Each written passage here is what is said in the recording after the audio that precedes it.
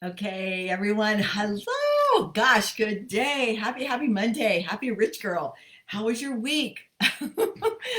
Did you take a couple of ideas from this last topic and really run with them?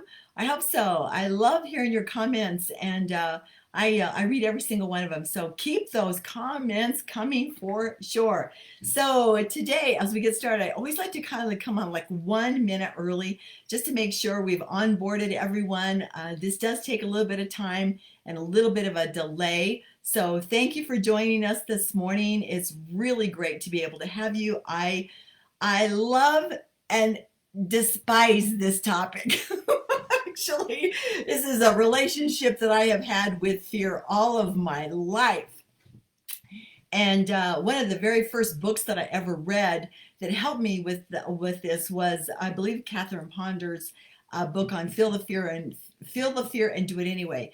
And so many of the things that you're going to hear today, and I want you to respond on today, is going to be like unto some of the things out of her book. So thank you for joining us. Many of you probably have read her book years ago. It's a good one to dust off the shelf and start working on again. Okay, so I want you to comment quickly so I know that I'm on because my one of my fears is that for some reason technology and I really had to control my thoughts around that. So today I'm being really positive, knowing everything is going ahead live with us today. We have 15 minutes of this precious time together. So we're going to take every second of it. Okay, so today you're going to receive a powerful tool that can really help you render with the power of fear over our lives. Okay, it's going to help rein it in. And so we're going to be looking at like 5 laws of fear. And those 5 laws are powerful tools that can really work with us. And it can help us when we're stuck, move us forward. So we're going to begin. We're beginning. Let's see if we have some comments today. All right. All right. So I'm not sure where the comments are, but in any case, we're moving forward. We are moving forward. Okay. So question I would want you to comment on is, what fear have you overcome and how did you do it? Okay, what fear have you overcome and how did you do it? One of my mentors early in my career was Rena Tarbett, and she said that let me think if I can quote it correctly. If you do not do with what you have right now, you wouldn't do if you had a whole lot more. Okay, so my today's tip is going to come here, but I want you to know that everybody on the Rich Girl series, that I really want to say orchids to you for everyone who's on this quest, consciously making improvements in the person that you are becoming and expanding and growing. You are the people that catch my admiration very quickly. Okay, so here is one of the key Rich Girl principles. If you are willing to do only what's easy in life, then life is going to be hard. But if you are willing to do what is hard in life, life will reward you with ease. Now, rich girl, you do not base your actions on what's easy or what's convenient. No, it's possible there is someone out there who is so evolved that they never experienced the feelings of fear. I just got to tell you, I've never met them. Never met them. Okay, so we cannot escape fear, just simply cannot escape it. We can transform it into a companion that will accompany us in many adventures. That's making fear your friend. But it's not an anchor that holds us transfixed in one particular spot. When people say it's fear that's holding them back, it's really the thoughts about their fears that are holding them back. Okay, now I know you guys are probably commenting right now, and I am super hoping that you are hearing me. Okay, I see that there are many people on here. I just don't see your comments for some whatever reason, but keep them coming because afterwards I can definitely comment on them, and hopefully you are seeing each other's comments. Okay, let's continue. So there are really, I believe, 5 basic laws of fear. And number 1 is that the fear, okay, you ready for this, right? The fear will never go away as long as we are growing. Okay? And when you hear a law, it's not like you can argue with it, right? It's just simply is true. And then number 2, the only way to get rid of fear of doing something is to go out and do it. Okay. This is good news. So open up your heart to it. Okay. Number three, the only way to get to feel better about ourselves, is to go out and do it. The doing comes way before. The doing comes before feeling better about ourselves. It's also the boost to our self-esteem. Now, number four, not only am I going to experience fear whenever I'm on unfamiliar territory, but guess what? So is everyone else. And number five, pushing through fear is a whole lot less frightening than living with the underlying feeling that comes from helplessness. Now, I think I need to repeat that because this is a really important one. Pushing through fear is less frightening than living with the underlying fear that comes from the feeling of helplessness. Okay, you got that. You know, this is the irony of people who refuse to take risks.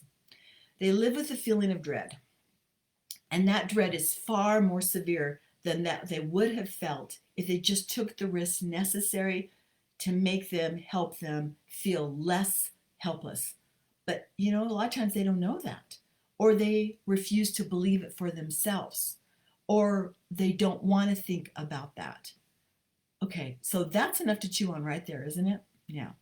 But we know this: if we wait for fear to go away, guess what? It gets bigger. It gets bigger. Making excuses is really the same thing as waiting. If we make an excuse, you know what? It's just a sister to waiting, waiting, waiting. So here's where some of my waits were. And I'm just going to be very vulnerable and tell you about some of them. Okay, my wait, which is I kind of call it the then syndrome. I'll wait for this, then I'll do this. When, then. So when my circumstances get better at home, then I'm going to move ahead. When I'm not so much in a financial crisis, boy, watch my stuff. Okay, when my house and my home is not so crazy and dysfunctional, then the world, oh my gosh, eat my dust world. Then when my kids are not needing me so much, then I'm really going to step up. Okay. Or here's one that I constantly went to, is that when I have less to do with all the other responsibilities around me in my life, okay, when I don't have so many responsibilities or people nagging at me, okay, or when I know more. When I know more and have more knowledge, then I'm going to be able to move forward. Okay, if you and I knew that, if you and I knew that we could handle anything that ever came our way, what would you and I possibly have to fear? Think about that for a second. Just think about that. If you and I knew that we could handle anything that ever came our way, what would we possibly have to fear? The answer: nothing. Nothing. What if when fear started to creep up, and it is also a physical thing, you know, you do feel fear physically, you know, you've got it in your body somewhere. Some people have it in their stomach, some people have it in their neck, some people have a flush of hotness that overcomes them, some people feel it in their throat, they get dry throat, some people have palpitations in their heart. Okay, you know that it's a physical as well as an emotional response. But if you were to respond to that feeling with the simple command of your brain to say, I can handle it. I can handle it. I can handle it. I can handle it. Okay. You may not know how or what or when or what to do, but you're redirecting your thoughts to handle it. So guess what? The mind goes to work towards a warmer solution rather than feeding the fear and becoming frozen in it.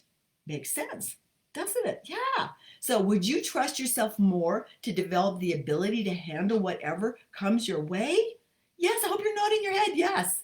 So from this moment on, every time you feel afraid, fearful, remind yourself very simply, I may not be feeling great about myself right now.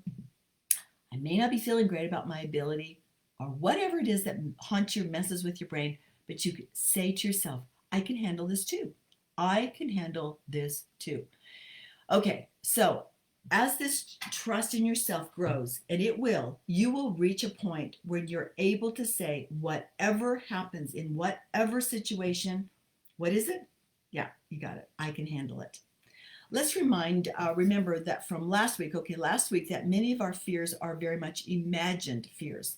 They are not real, They are thoughts that we have pulled from our past or mismanaged thoughts about a pre-imagined situation. They can also be borrowed experiences from others that we have formed fears around.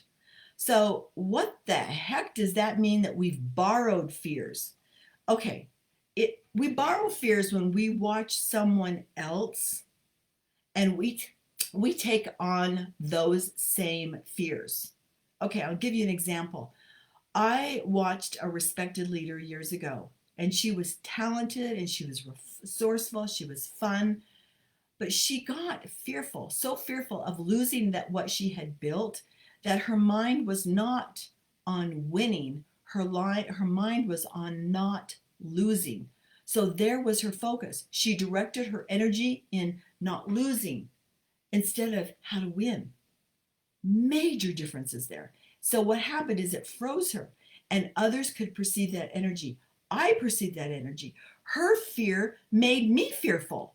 Yeah, that's right, because she was a well-respected mentor of mine, and I saw it, and it was not good. Other people saw it. It wasn't good. Her fears became my future, right? And her fears certainly became her future. It was written in her mind, and thus it was. Okay, now you guys, fears can be broken down into like two groups. First off, there's those things that happen around us.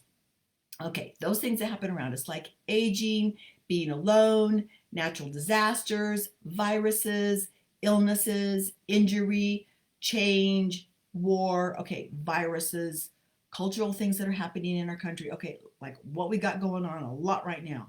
Those are things that happen. That is a whole category in and of itself. Second category of fear is those that are requiring action from us, like making a decision, making friends, ending or beginning a relationship, asserting yourself, calling people, holding appointments, public speaking, making a mistake. Those are just to name a few, just to name a few. But one of the insidious things about fear is that it tends to permeate all areas of our life. Let me give you an example of what I'm talking about as it permeates. I mean, infuses itself in many things. Okay, so let's just take the example of if you have a fear of meeting new people, then that might also, not might, it probably does, I mean, really, you can almost count on this, is that it will also carry with you in going places, talking to people that you don't know. It will also permeate into offering your services or products to someone that you don't know very well. Okay, do you get it? But the great news is, and you know every single Rich Girl series, I always give you great news. The great news is that will diminish, those fears will diminish around this subject in countless benefits to you. Because when you manage a fear in one area, it does permeate in all the other areas. It's like a domino effect. Okay, let's call out another thing that many of you on the line right now are dealing with, and that is the feeling of rejection. So we got to name it out, right? We got to call it out. It can affect almost every area of our lives. And I know that it sure did mine. It limited me, oh, you guys, in countless situations. The consistent thoughts about being rejected from my friends, my family, my marriage, getting started, moving forward, moving up, putting more things on my plate, being rejected for my product or my services, being rejected for my lack of performance. Okay, you guys, okay, you get the story, right? But the real deal is that each thought, if I go back and have an overriding powerful thought, would be the tool I gave you early, and that is remind yourself you can handle it. I know that sounds simplistic. I know you might be going, huh? But it's so true. So go to that place in your mind. Go to that situation right now. Okay, take a second and go to that situation where you have felt fearful. Go to the last memory of feeling rejected or imagined sense of rejection. Then hear yourself saying, I can handle it. Pausing in the moment of you can handle it. You know, happiness does not come from living a lukewarm life, always wondering what could have been. Happiness comes as a result of being in our natural state of growth and living up to our fullest potential. That's what's natural, you guys. Seriously. Being comfortable cannot be our biggest priority in life. It just can't. It's so overrated. In fact, it's highly overrated. Being comfortable may make you feel all warm and fuzzy and secure inside, but it doesn't allow you to grow. Mhm.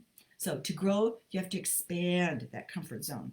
Yeah, do the things that you fear the most. The only time you and I can grow is when we are outside our comfort zone. When we're outside our comfort zone.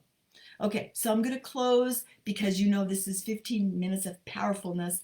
I hope you guys are on. Oh my gosh, seriously, because I cannot see your comments, but I promise you, as soon as I log off of here, I'm going to comment on them. And I'm so glad you're making those comments. Remember, I asked you in the earlier in our session today is what fears have you overcome? And maybe even add on there, how did you do it? Would you please do that? Thank you. Thank you. Thank you. Thank you for all of you who have joined. We have 18 new members this week. Yay!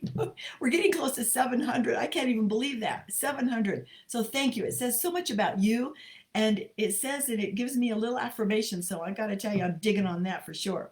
But in closing, here's what I just want to suggest as a little bit of a summary. Do the hard things first, you guys. Seriously, whatever in your life, do the hard thing first. And it will give you an adrenaline shot, a good shot of happiness hormone that will be so good for you. So it's not fear that holds us back. It's our thoughts about fear that hold us back. Do what you fear and you will get a huge boost of what? What did I talk about? Self-esteem, self-confidence. And that will trigger more things to happen, more good things to be able to. You will find that you will expand your horizons for what holds you back, and it will not be the simple little things. It has to be something pretty gigantic. That's the power of doing what you fear, okay? But waiting for fear to go away, it's only going to make it bigger, and then it comes back and eats you alive, okay? Remind yourself often. Remind yourself often. What is it? I want you to whisper it with me. You can handle it. You can totally handle it. All right, you guys, thank you so much for being on today. I love you. I appreciate you. I love your comments. And thank you, everybody out there who's been part of my life in building a very successful career for 40 years. And every day I give thanks to you. Every day I give thanks to the business that brought me here in my life and helped me to overcome some of my most dangerous, isolating, encapsulating fears. All right, you guys, take some of these suggestions, run with it, and then let me know how you did, okay? Love you guys. Thanks for being on today.